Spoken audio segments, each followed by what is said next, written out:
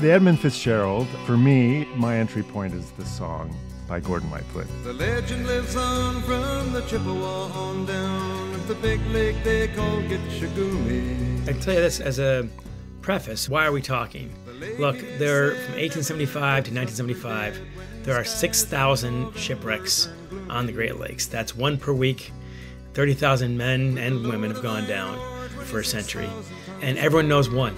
It's the Edmund Fitzgerald. Why is that? It's the song. So let's be honest here that we're not there for the song. I'm not writing a book. And if I don't write a book, we're not having this conversation. So hats off Gordon Lightfoot. It's why this story above all others remains. That is John U. Bacon, New York Times best-selling author of many books, including The Great Halifax Explosion, Cirque du Soleil, The Spark, Let Them Lead, and The Greatest Comeback about the 72 Soviet Canada Hockey Summit Series. He's our guest on this episode of Explore, a Canadian Geographic podcast talking about his latest book, Gales of November, the untold story of the Edmund Fitzgerald. Marking 50 years since the most famous shipwreck in the history of the Great Lakes, song, story, and all. Welcome to all you explorers out there, armchair and in motion. I'm your host, David McGuffin. Before we get to John Bacon and his gripping retelling of the wreck of the Edmund Fitzgerald, I want to let you know that Geographica is coming up soon. Yes, the annual Canadian Geographic Fellows Dinner and fundraiser is taking place November 5th at the stunning Canadian Geographic headquarters at 50 Sussex Drive in Ottawa at the Rideau Falls on the shores of the Ottawa River, one of the world's great exploration routes. As ever, there's an incredible list of guest stars here this year, including several notable RCGS fellows like Hayden Christensen, better known to many as Anakin Skywalker or Darth Vader. From our own galaxy, we have Canadian astronaut Robert Thirsk and Juno Award-winning musician Susan Uglukark, and also a recent guest on this podcast, broadcasting legend George Stroumboulopoulos. You can get your tickets at rcgs.org. There is also a virtual auction full of an incredible range of trips and items that you can bid on at rcgsauction.com. That site is live now until November 6th. Besides being a fun event, all money raised goes to support Royal Canadian Geographical Society education programs, exploration grants, and so much more. So, John U. Bacon and the wreck of the Edmund Fitzgerald. The last time when John was on the podcast, we were talking about his book about the 72 Canada Soviet Summit Series. In researching that book, John got to know the Team Canada goalie and Hockey Hall of Famer Ken Dryden pretty well. Dryden sadly passed away last month at 78 years old. Arguably, he was one of the greatest goalies of all time. We talk about his legacy at the end of this episode, so stick around for that. Now, on to the Gales of November. John U. Bacon, welcome back to the Explore podcast. David, always a pleasure. We had a great time talking about the Summit Series last time. Yeah. This time the topic's a little different. So a little different. Still fun. A little different. Still a lot of Canadian tinge to this one as well. Obviously that was hyper Canadian. This has definitely got a lot of, it's the Great Lakes, right? So it's a world you know and I know and a lot of Canadians know. And so let's just start with the ship itself. What was the Edmund Fitzgerald? Tell us the history of this ship and why it's significant. The story itself is fascinating, and it starts with the ship itself. I didn't know how glorious this ship was. This was Titanic of the Great Lakes. There are 300 freighters in 1975. This is by far the best, and everyone on the other ships will tell you that. When it was built in 1958, it was the longest on the Great Lakes at 729 feet, with 1 foot to spare for the St. Lawrence Seaway. That's why they designed it that way, 75 feet wide. And so it was the longest. It had the biggest cargo holds. It was one of the fastest, not quite the fastest, but very close. It was also, very oddly, when I first learned this, as from reading the book, it was the most luxurious. Now, why the hell is an ore carrier luxurious? The best cabins for the crew, for the captains, and some of the engineers. Also, 2 staterooms for VIPs. These were carpeted with air conditioning, tile bathroom floors when hotels did not have these things commonly. Okay, why is that? And the answer is very simple. It was not to indulge anybody. It was because they wanted the best crew on the Great Lakes, and you get them in part through your housing, and the best kitchen by far, better than most hotels. The VIP quarters are for what? For 2 lucky couples every trip. And it's 1 week trips, basically, 30 times a year, and not the rough seas in the spring or the fall. They'd have VIPs on board, and that's National Steel or Ford Motor Company or U.S. Steel and Gary, etc. That's how you did your business. So it was all a business decision, but it's a very good one. And they had J.L. Hudson of Detroit, which was then the biggest department store in the world, 40-some floors. They outfitted the whole thing. They said, spare no expense, and they didn't. So this really was the cat's meow, even after the Stewart Court and others became 1,000-footers and were longer, therefore bigger than the Fitzgerald. 1972 that started. At the Soo Locks, the only celebrity was the Edmund Fitzgerald. That's the one that boat nerds, and they exist, trust me, they were there lined up hours in advance to see the Edmund Fitzgerald go by. So this really was the top out of 300 ships in the Great Lakes. So the context for all this, too, is post-war economic boom, right? America and Canada are riding this. We're dominating the world economy. Tell us what's going on around the Great Lakes at that point. It's a hard pitch these days, as it's now called the Rust Belt. But from 1945 really to 1975, those 3 decades, the Great Lakes region was Silicon Valley. It was the epicenter of the world economy, and frankly, it wasn't close. Steel manufacturers, car manufacturers, tire manufacturers, oil companies, all of which hinged on pretty much automobiles. It's all based on the Great Lakes. And I've got the stats somewhere in the book, but basically most of the biggest cities in North America are in the Great Lakes outside of LA and New York. It's Chicago, Milwaukee, Detroit, Cleveland, Buffalo, Toronto are all in the top 10. This is the beating heart. So you can't make cars fast enough. On the Edmund Fitzgerald, they carried so much taconite, which looks like this, these little metal pebbles like this. 500 million they'd load onto there you go, they'd put onto a ship. That was enough to build 7,000 cars per cargo load. That's what these ships could do. The immensity of the entire operation is very hard to understand. And they made that trip 50 times a year. That's one ship. That's how many cars they're producing during this span. And what I found interesting was just how different shipping is on the Great Lakes as opposed to, say, transatlantic shipping. Like, these are different bodies of water, dramatically different bodies of water. And to move stuff from one end of Lake Superior down to Detroit, say, is a whole different ball of wax. So just explain what that looks like. Again, another thing, David, about which I had no idea. And I grew up in these Great Lakes. My body's been in all 5 of them. I've sailed on most of them, boated and so on. And I really had no idea. If you talk to experienced commercial sailors, not wind sailors we're talking about, but shippers. John Hayes, for example, on the Great Lakes for 23 years, on the Atlantic for 12 years, he said the Great Lakes are far more dangerous than the ocean, and it's not even close. And that got my attention. I had no idea about that. A few reasons. One is saltwater. Saltwater takes the waves and weighs them down on the oceans. It also spreads them out. So you get these very big roller coasters in a storm, but they're roller coasters. On the Great Lakes, you get these mountain peaks, basically, these very sharp, pointy waves, not smashed down, and they're not spread out either. They come twice as fast as ocean waves. So what happens is this. On a big ship like the Fitz, you can have the bow in a 30-foot wave in a storm. You can have the stern in another 30-foot wave at the back. In the middle, you've got 26,000 tons of iron ore with nothing supporting it.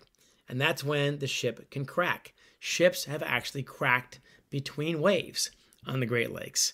It's a very difficult place to navigate. Furthermore, if you're a captain on the Great Lakes, if you're a captain on the ocean, look, man, I hate to denigrate anyone's job because I know they're all harder than we think. But if you're an ocean captain, you leave New York and you point your ship towards Portugal and you put it on autopilot and you're not going to see anything in the middle. No islands, no ships, no nothing.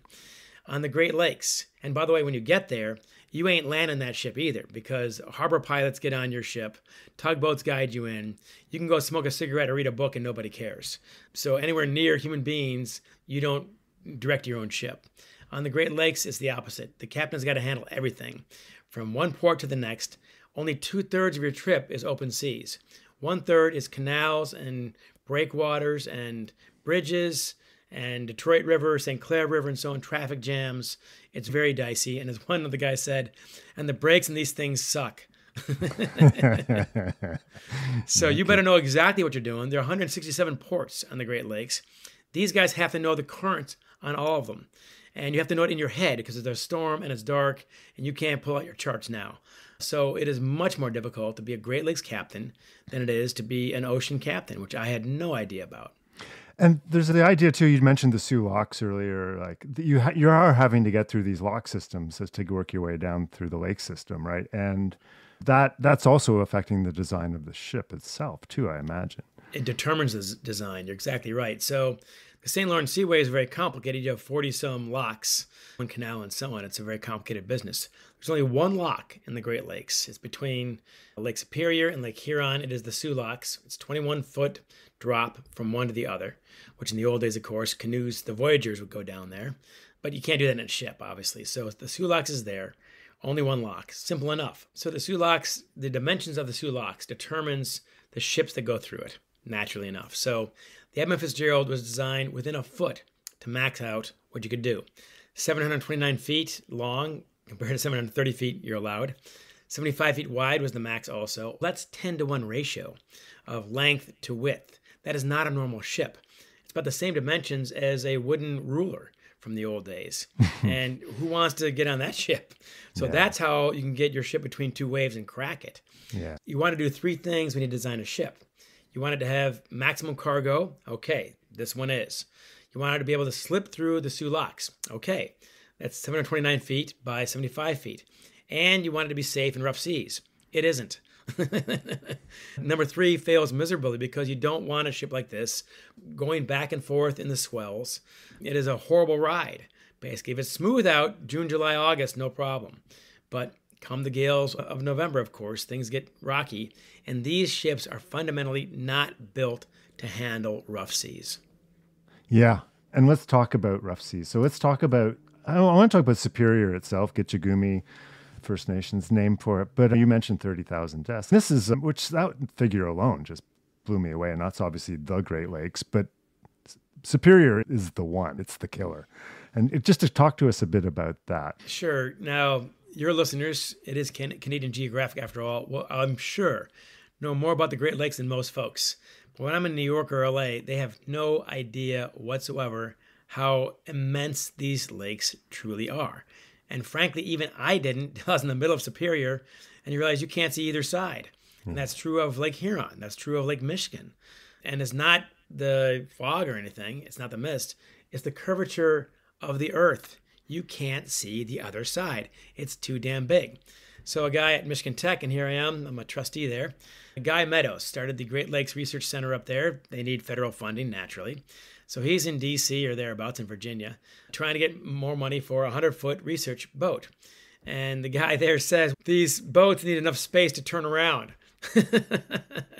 Lake Superior is 160 miles by 350 miles. Yeah, it's bigger than the state of Virginia. That should be enough, I think. People have no sense for just how gigantic these lakes are. Here's a fun fact for you, which I know Canadians know American geography better than most Americans do. And I speak to you as a dual citizen, by the way. So despite my accent, I'm half Canadian bacon. But anyway, the Great Lakes, the surface area of the 5 Great Lakes are bigger than Rhode Island, Connecticut, Massachusetts, Maine, Vermont, New Hampshire, and the state of New York. So all of New England plus a very large state, the state of New York. That's how big these things are. They're just gigantic. And here's the catch. Almost all the natural resources come from Ontario, northern Minnesota, northern Wisconsin, and the Upper Peninsula of Michigan. That's where the good stuff is. That is copper.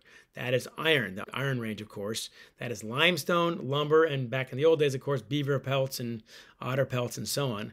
It's all up there. Well, here's the catch. All the mills and the factories are down below. That's Gary, Chicago, Detroit, Toledo, Cleveland, Buffalo, certainly Toronto, Hamilton are on that list. That's where the stuff's got to go. It's got to get through that Soo locks. Here's how important the Soo locks are. During World War II, Franklin Delano Roosevelt stationed 7,000 American soldiers in the Soo locks to protect the Soo locks. It was the most guarded point in all of North America. Why? Because the arsenal of democracy. If you're trying to build B-17s an hour at a time for 3 years, all that stuff's got to come from the Northern Lakes, and it's got to get down to Detroit, Willow Run, and so on. And without that, we lose World War II. That's how important this whole system is, and we have no idea about it. And even now, David, I'm going on long about this. I'm proselytizing now. Look, man, the cement in your basement, the food in your table, all the cereal companies, etc., the car in your driveway, all this stuff comes from the Great Lakes. And if the Sulaks were bombed now, I shouldn't say this out loud, our economy would screech to a halt in about 3 to 6 months. It would be screwed. Remarkable, just the impact of all that and just the size and the depth and all of it. And I want to get to some of the people on board Sure. your ship, because you do an incredible job of, there's 29 lives lost here, and you talk to the families and but first of all, tell us who Edmund Fitzgerald is. Edmund Fitzgerald was a person, of course. He was the CEO of Northwestern Mutual Life Insurance, one of the biggest in North America, based in Milwaukee. And you think, why the heck is Northwestern Mutual paying for a ship, their insurance? But his 5 uncles were all Great Lakes captains. That's an amazing streak right there. His grandfather is one of the greatest shipbuilders in Milwaukee. So he's from a nautical family. He's the first one not to be on the seas, basically. So he always had an affinity for it. And his company had been insuring these ships for many years, as well as the mines that go with them and all the rest. So he was actually a more natural fit than you might think. And he wanted to build, very clearly, the best ship on the Great Lakes. That was not by margins. That was not an accident. That was the mission. We're going to do this. We're going to be, by far, in every way, the greatest ship in the Great Lakes. And it was, again, very much like Titanic in its sense. But the only dispute he had with the board is they wanted to name the ship after him. He was very well liked and a very good CEO. And he did not want that for a lot of reasons. And so they conspired to have him leave the board meeting at some point and then said, we're naming after him. And they all voted, and it was. But he knew enough about Great Lakes shipping that he had some misgivings about that. He knows ships go down.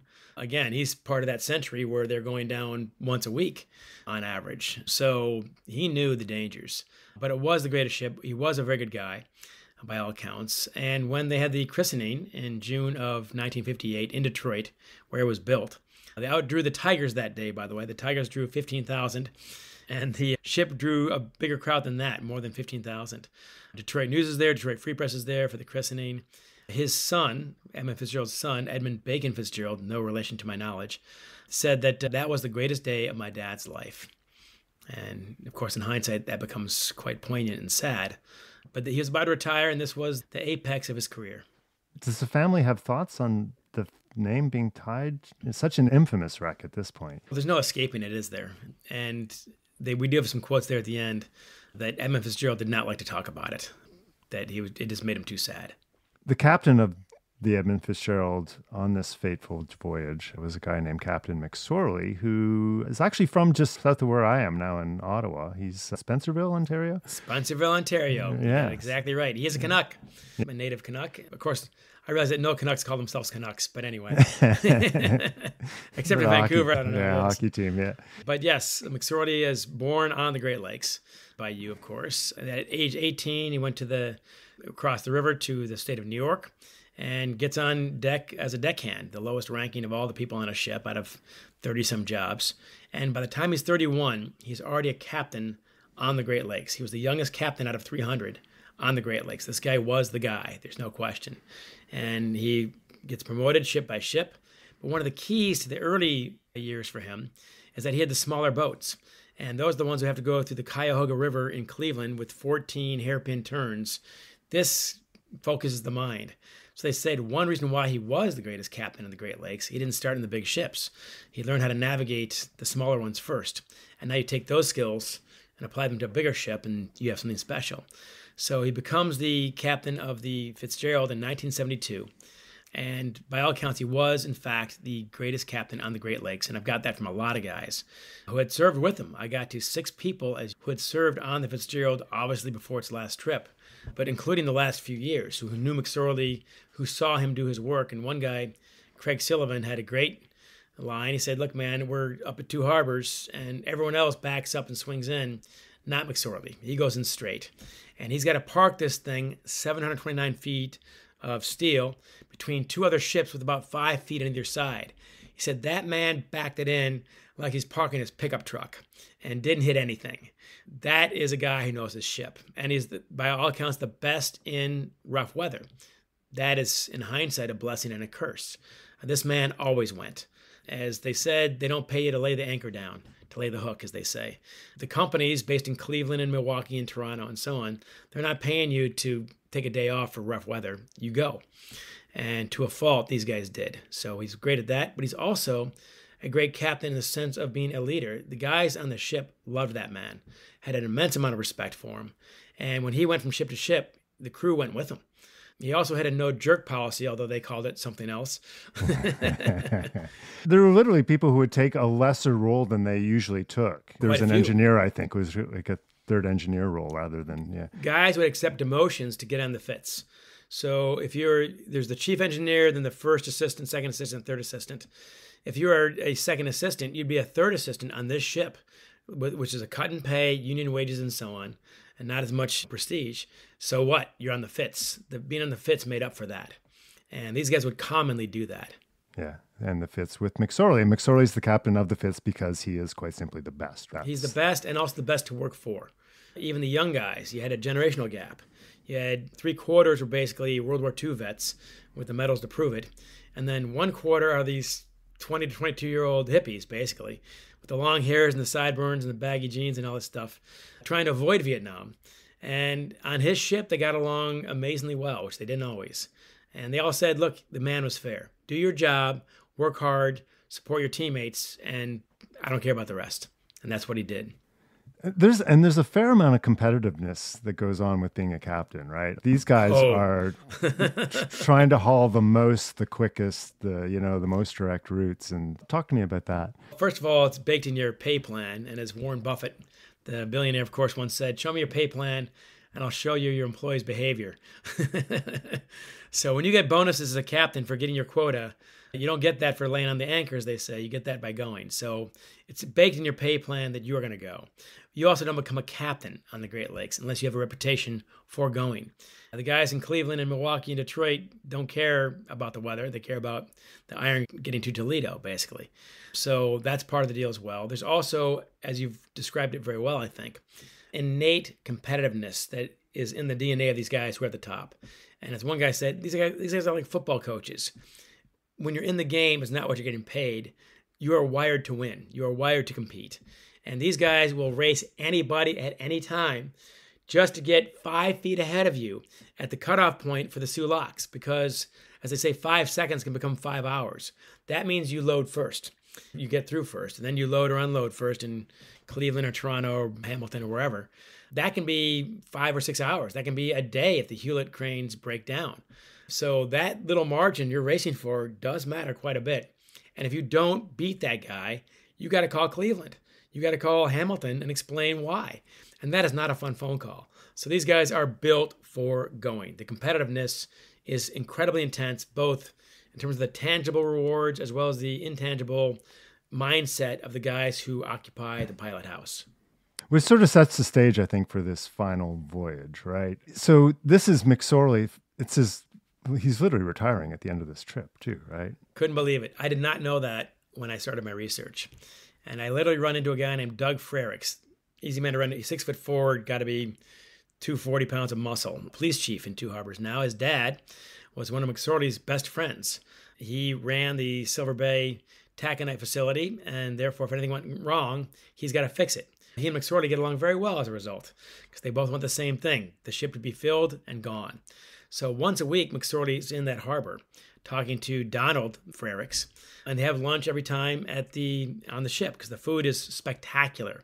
And I've had food on these ships, by the way. It is spectacular. You gain 5 pounds in a week, trust me, and you don't complain about it. It's really fantastic. But anyway, so they're having lunch on a weekly basis. And before the end of the trip of the season, Frericks says to McSorley, you're stopping next week, right? No, we're going to tack on one more. And the reason is McSorley's bonus. And it's not because he's greedy, because his wife Nellie is going through some serious health issue. She's in a facility at that time, getting round-the-clock care. I think one of the guys told me it was cancer. I can't say that for sure, but it was serious, whatever it was. So he is about to retire from his career as a captain. He's 63 years old. He's promised his wife he'll get the bonus for her health care, and then I'm going to come home back to Toledo and live the rest of our years together. This is the last trip of his career. And at least 5 other guys on the ship, his best friends, are all going to retire as well. It sounds like schmaltzy TV drama, but it's utterly true. And I talked to Craig Elquist, who's from Two Harbors. He's on the ship in January of 75 at the end of that season.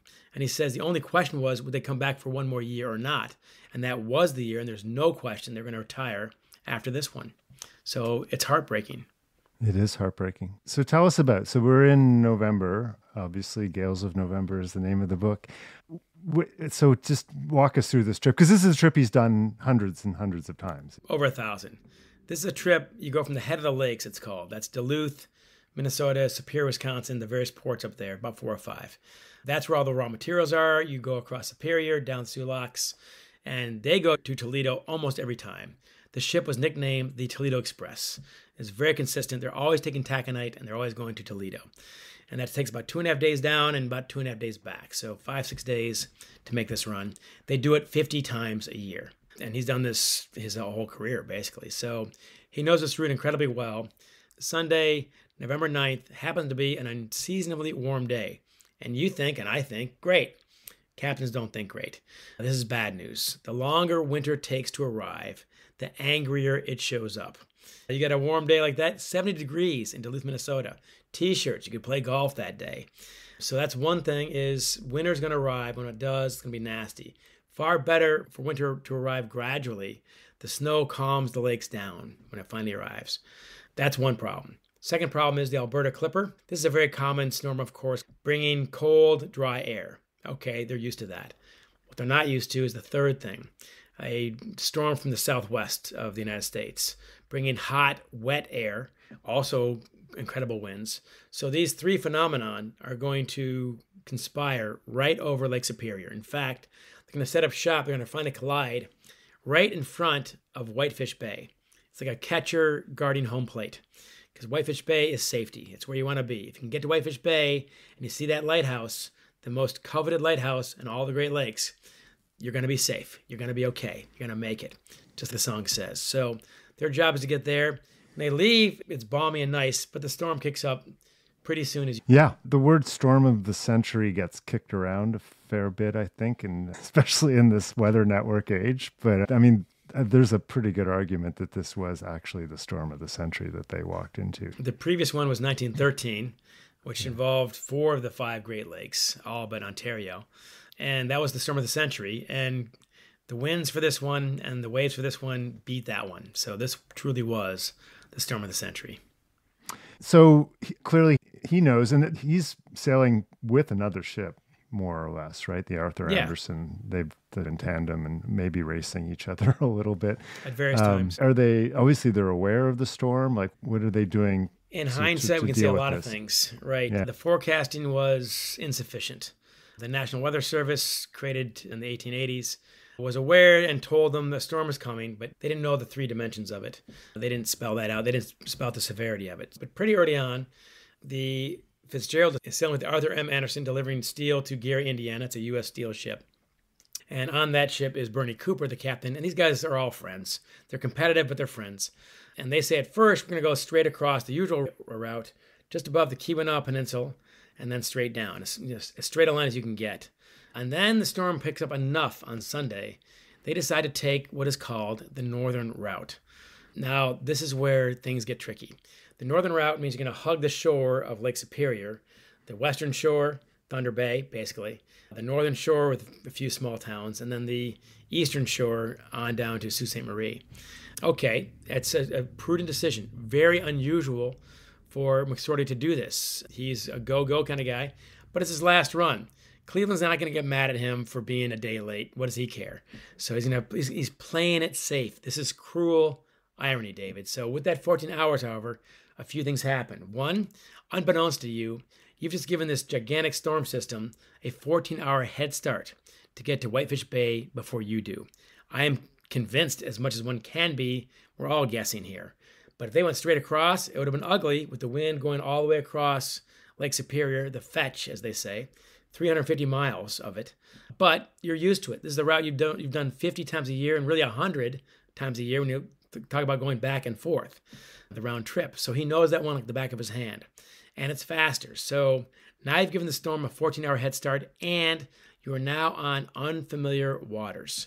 I've talked to the sailors who were on that summer, and not one of them can recall ever taking the northern route all year. So what happens now? Now you're going to deal with Caribou Island, this little spit of land, worthless basically, 1 by 3 miles. It's a haven for flies, no reason to go there.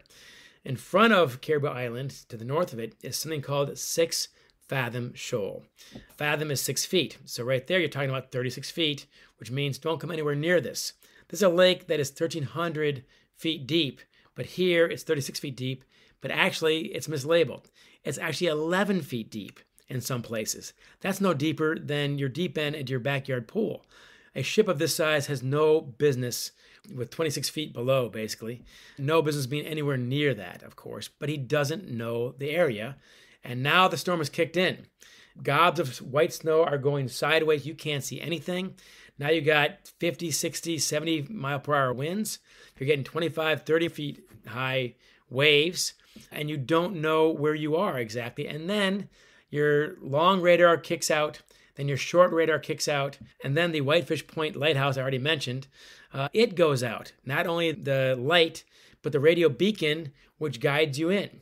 So now no radar, no lighthouse, no radio signal.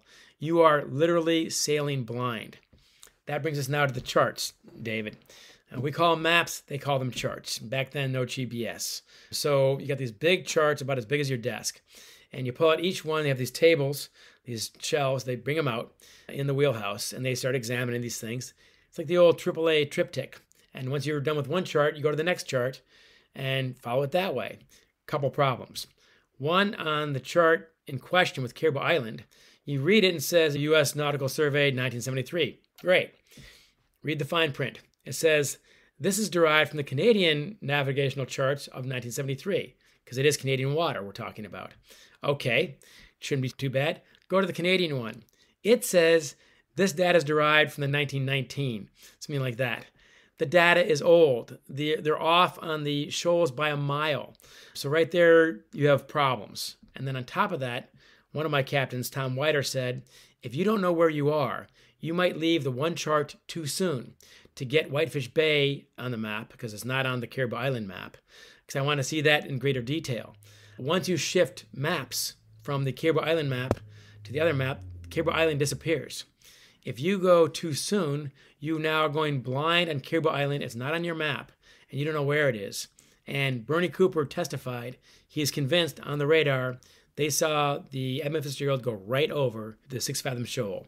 That is not where you want to be under any circumstances. You bring up, too, we're talking about fatigue at this point because this ship is just being rocked by wave after wave after wave, and this is now going on for a couple of days. Am I right at this point? And, yeah, it's a day and a half by now, but he's not slept. It's pretty clear he's almost never leaving the pilot house because that's what a captain does in rough weathers. So he's got almost no sleep, and the sleep you're getting is bad sleep anyway, so that's one problem. Again, to get a sense of this, imagine being in your house at your desk, and all of a sudden it goes up 20 feet, and 5 seconds later it comes down 20 feet. It will get your attention. Yeah. Yeah. Do that for a day and see how you feel.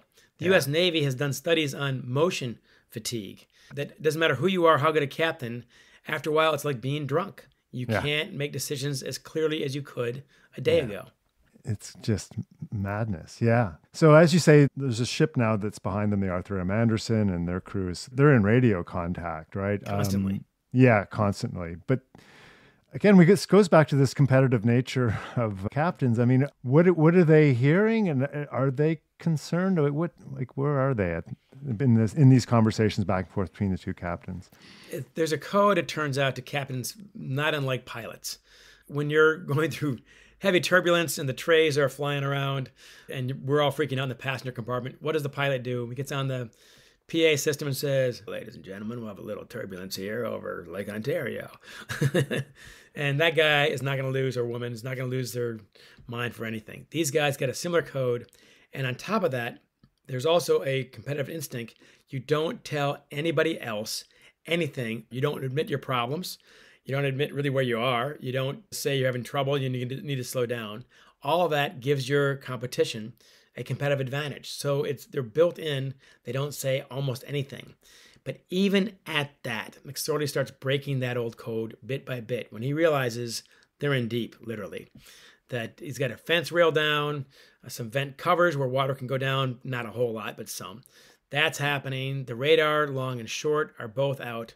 And then the first time he talks to Captain Bernie Cooper of the Anderson about this, he mentions, and the sixth item is, I've got a little list, which means you're tilting, in this case, to the starboard side.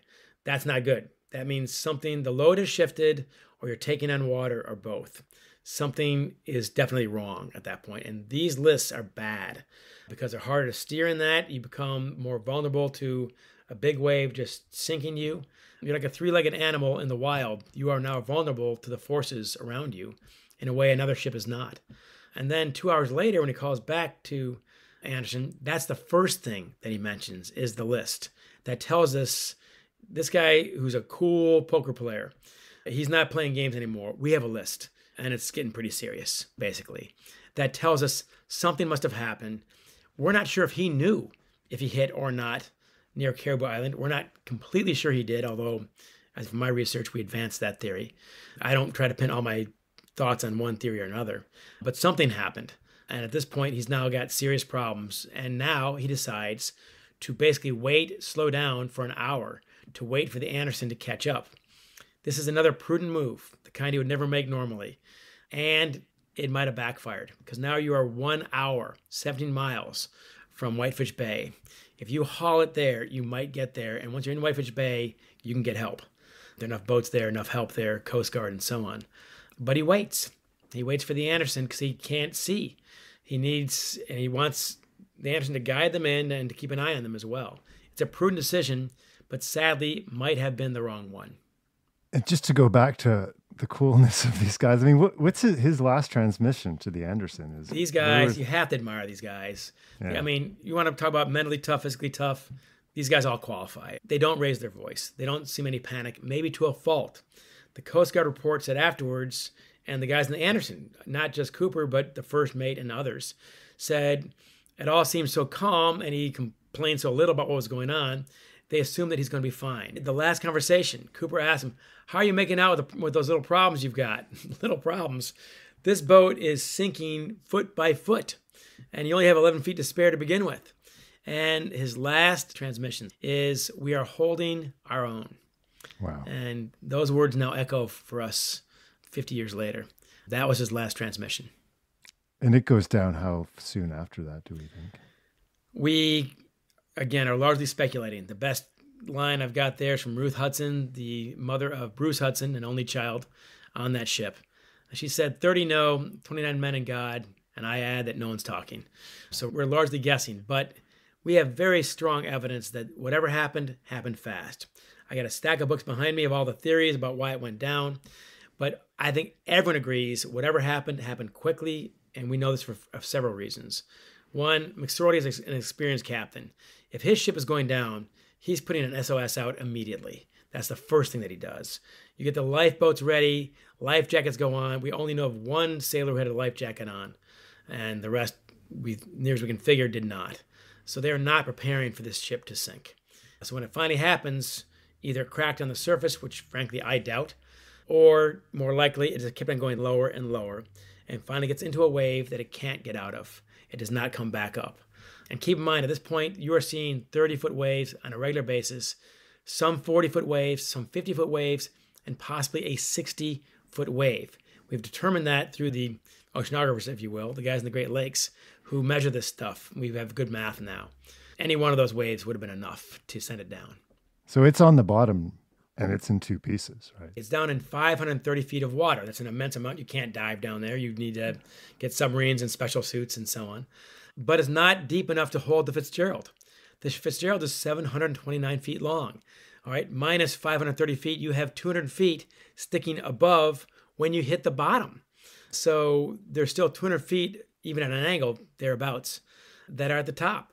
So if you hit that hard, they estimate 35 miles per hour, which is more than twice the speed of this ship normally, is not designed for this.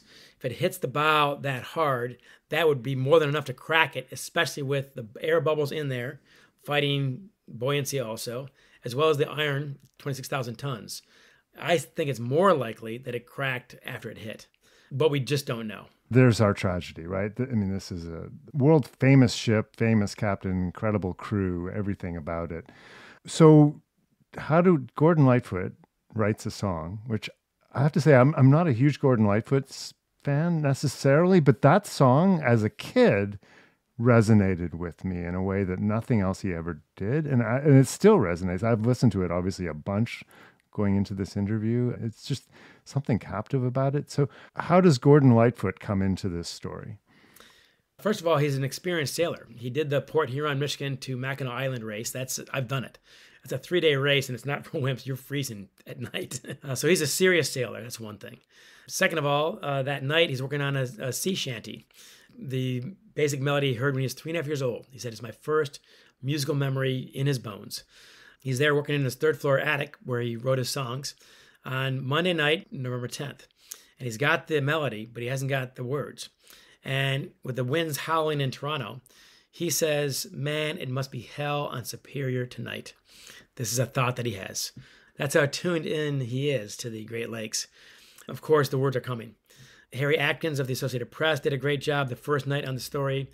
Then a guy named Jim Gaines, Michigan grad, he's in New York for Newsweek, and he rewrites the story in 2 weeks for the November 24th issue, 2 weeks later. And that thing sings, and some specific lines from that story Gordon Lightfoot reads and uses in his lyrics. But he's very self-conscious about this. There are a lot of ways to go wrong writing about these guys, being exploitive, getting it wrong, being melodramatic, being corny, any of that. And he's worried about all of it.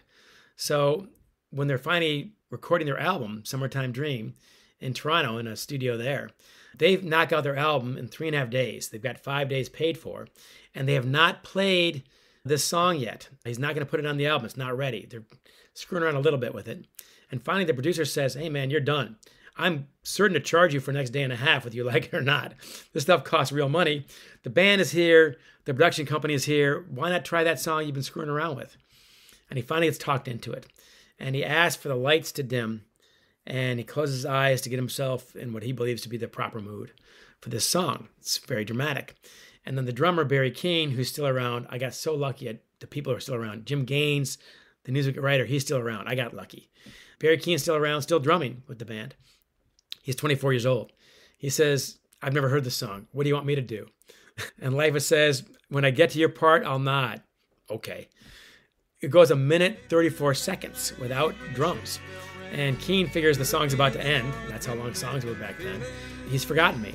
No, he hasn't. He gets to the part where the thunder is supposed to come in, basically. The storm comes in. He nods to Keane. Keane makes it up on the spot. The heavy drums, the drum fill, and we all know that part. And then they go for 5 more minutes. They finish the song after 6.5 minutes. They kind of look around. They said, that wasn't half bad. And then they tried it again. Not as good. They tried it again. Not as good. They tried it the next day. Not as good. They tried it a month later. Not as good. The song you hear on the radio, incredibly, is the first time that anybody, any band, had ever played it. And as Barry Keane and Rick Haynes, the bass player, told me, look, first takes happen once in a blue moon. And these guys have been on hundreds of albums. He said, first time you ever played it, never, ever, never, ever. And that's the song you hear. And why is that? Because that's when they felt it the most. That's what Barry says. Our hearts were in the right place. The soul was there, and it has to be for that song. And that song was his biggest hit, which is crazy because it goes 6.5 minutes long. It's all words. There's no chorus. There's no hook. There's no filler or anything else. It's just a guy telling you a story, basically. But I think it's so accurate. It's 95% accurate. And it's so well told. That's why it still resonates to this day. Amazing. Yeah. Yeah, you should say it's the most lyric-heavy hit song before rap. Exactly. I got a guy, Christian Horde, great editor at Rolling Stone. He said, dude, this song never should have worked. And he says just what you said. Until rap comes along, this has to be the wordiest song that ever became a hit in North America. Yeah. So you're in the middle of disco or beginning of disco and a whole bunch of stuff. And this is an Irish dirge, basically. This is an Irish dirge. This is not a pick-me-up song. The number one song in 1976 is Rod Stewart's Tonight's the Night, with his girlfriend, the model Britt Eklund, cooing in the background. That is the Me Generation. That is 1976. Gordon Lightfoot's song is the opposite of all that. And somehow that one's number 2. Yeah. And you can understand his hesitancy because, often folk music will write about disasters, but it's usually historical things, It's like not immediate. Yeah, right? Or a song about Jesse James, the great gangster, or whatever. But yeah, it's not in the moment. So I'm just wondering, you talked to a ton of family members around this story. And I mean, what was the reaction amongst the families about this song? Lightfoot was deathly afraid of their reactions, actually. And at first, most liked it, but some had misgivings like, hey, someone's capitalizing off this. But Lightfoot got to know the families themselves. Lightfoot is truly a hero in this story, in my opinion, in their name. And he became so close to them that when Ruth Hudson, I mentioned her earlier, Bruce Hudson's mom, when she's on her deathbed, the day before the 40th anniversary, on November 9th, 2015, he is at Whitefish Point with the bass player Rick Haynes, not to play, just to honor these men. That's how sincere they were. He finds out that Aunt Ruth is not there. He calls her up in South Carolina on her deathbed, and they have her final chat. And we have a photo of him on the phone at that point. That's how close he was to these people. And now these people say, look, our grandkids don't know, none of them know their grandfathers. They all died in their 40s and 50s. We play this song at every family reunion. This is how the next generation knows their grandfather. Just to talk about honoring them, too. I mean, he actually changed lyrics of the song based on conversations with family members. And he did. A few things he changed. One, the original song is A Musty Old Hall in Detroit. And when he actually was at Mariners Church, meeting Reverend Ingalls, who rang the bell 29 times, he was very sweet about it, but he said, look around. This hall is not musty, is it?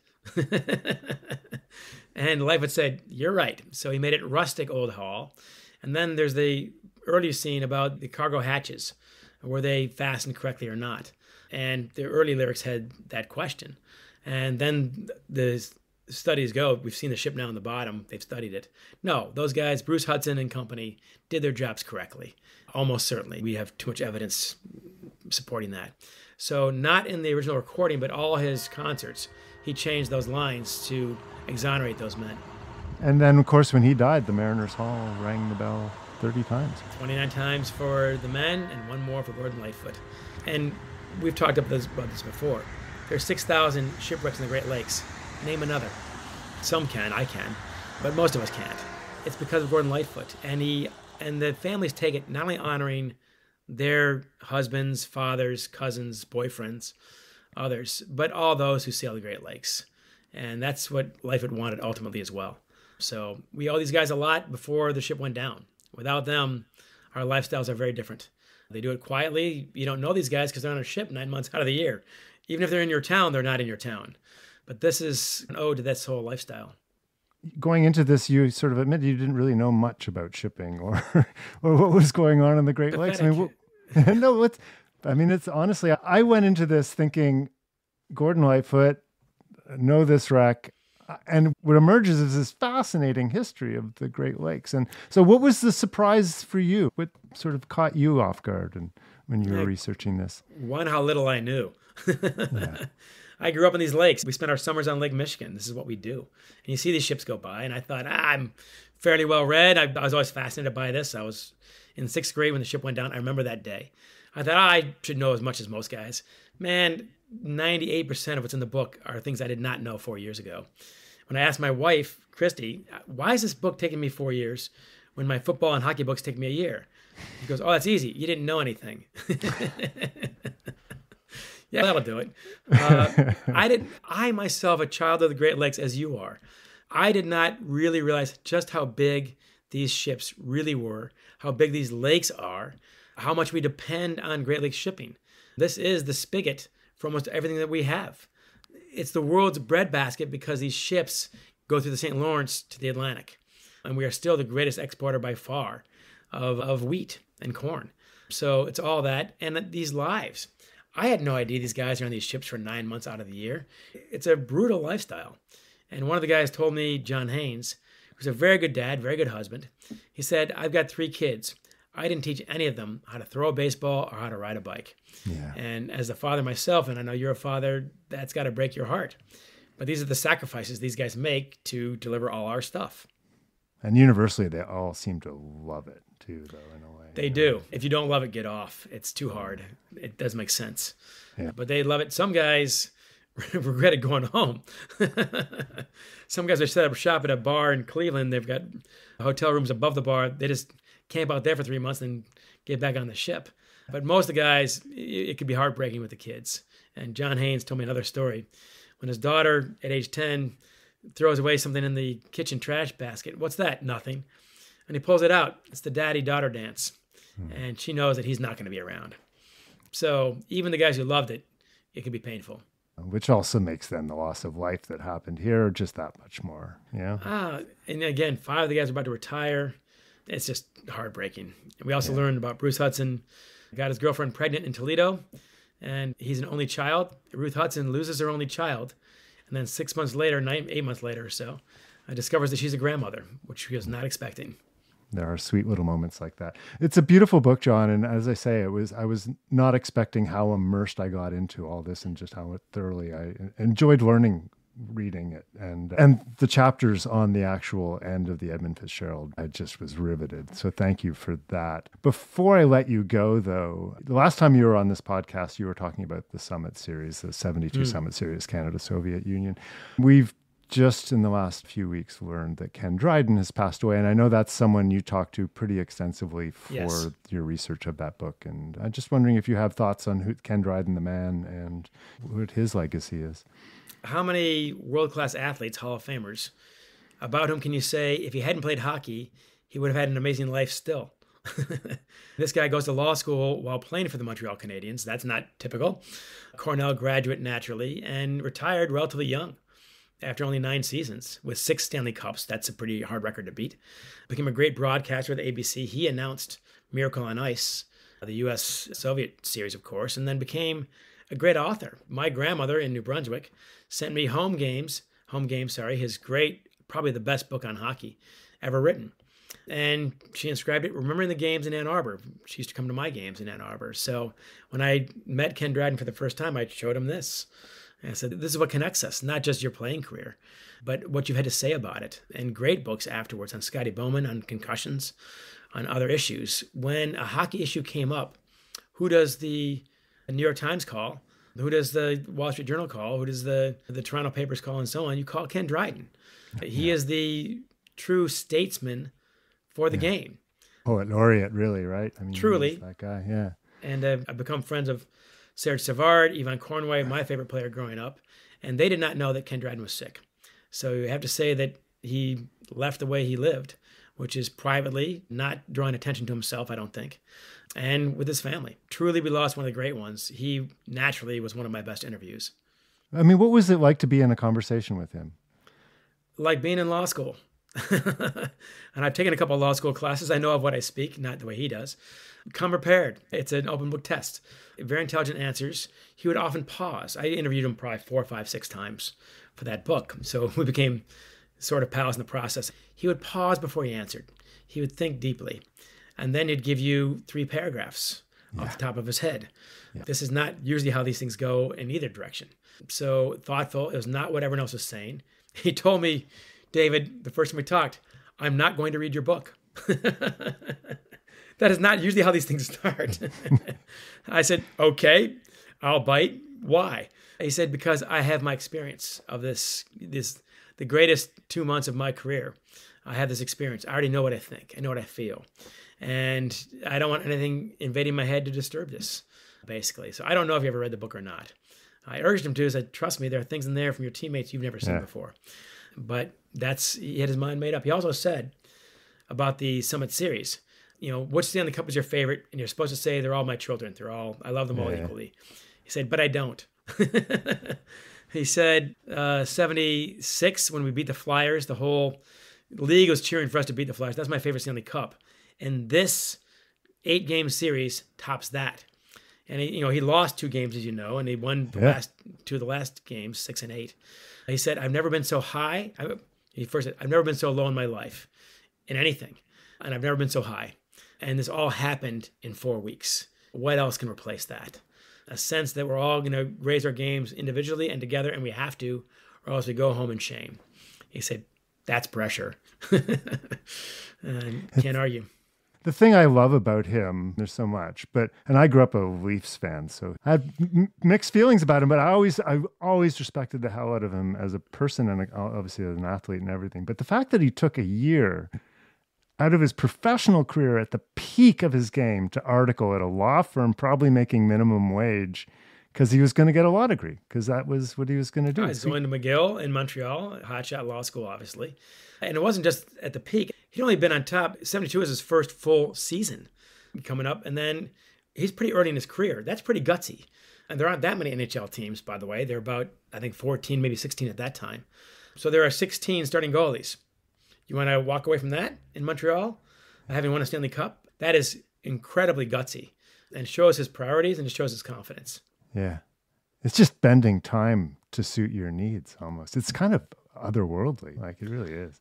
This is how great Ken Dryden really was. So my kid has just turned 10 and he jumped up 2 levels in baseball, and we had his first practice on Sunday. When he got home that night, we read the 2 pages in the Summit Series book called The Greatest Comeback that Ken Dryden gave me about how do you adjust to the next level. He said, I'm playing the Blackhawks. They got Bobby Hull and Stan Mikita, and I'm not ready for this. I've not seen anything like this. These are my idols growing up, and they're wearing the sweaters I know, and I'm wearing a Montreal Canadiens sweater. What's happening here? This is in an exhibition game with Montreal in Halifax. And then I said, I got to quit thinking that. It's the same puck. It's the same net. It's the same ice. My job has not changed in any way. I don't care who's shooting it. I'm doing the same stuff. Work your angles, all right? Move your legs. Just do the same things you always done. Forget the crowd. Forget who's shooting it. Just focus on the puck. And then that's how you adapt. And he won the game 3-1. That is a do or die moment for Ken Dryden. College kid, they don't like that either. And so I stared it all down, and that's what I did. And then, in the spring, he's back up with Montreal, playing 6 games, winning them all, and then going ahead of Roger Vachon to become the starting goalie and win the Stanley Cup before he's the Rookie of the Year. The next year, he's the Rookie of the Year. So this is how timeless these lessons are. I was reading that to my 10-year-old kid in bed Sunday night after his first big practice. That's what you just did. And in your career, in my career, what do we have to do? We have to act like we've been here before when we haven't. That's what Ken Dryden did.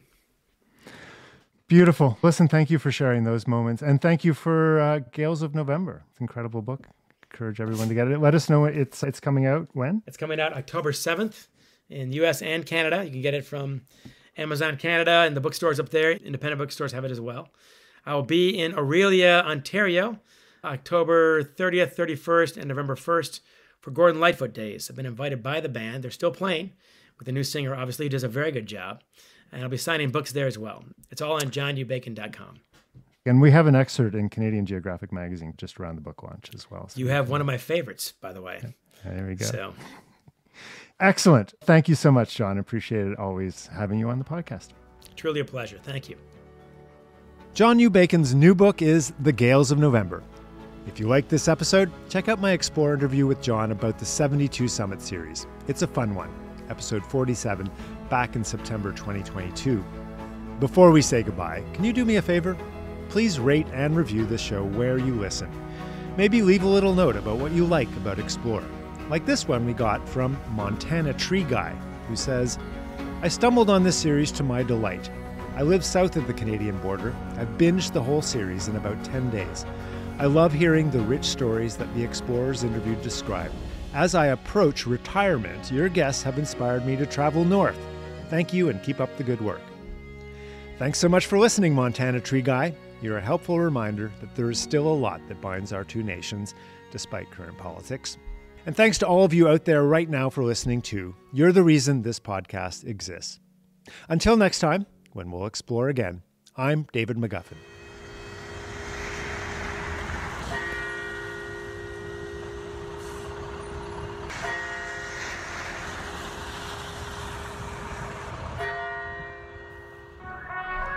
think right now we're enjoying very much looking back at the Earth, and it's just a fantastic experience, and I just can't wait to get back and start telling people. We left Simpson about June 10th with the fur brigade, consisting of a number of yacht boats, each manned by 10 voyageurs.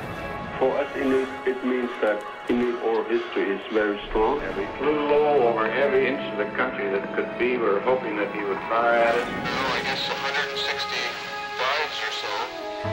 There are shrimp,